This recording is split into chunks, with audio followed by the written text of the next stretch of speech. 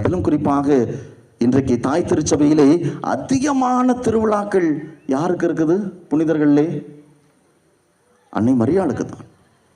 அன்னை மரியாளுக்குத்தான் ஓர் ஆண்டிலே 37 திருவிழாக்களை திருச்சபை கொண்டாடுகிறது. அதிலும் குறிப்பாக செப்டம்பர் மாதம் பல திருவிழாக்கள்.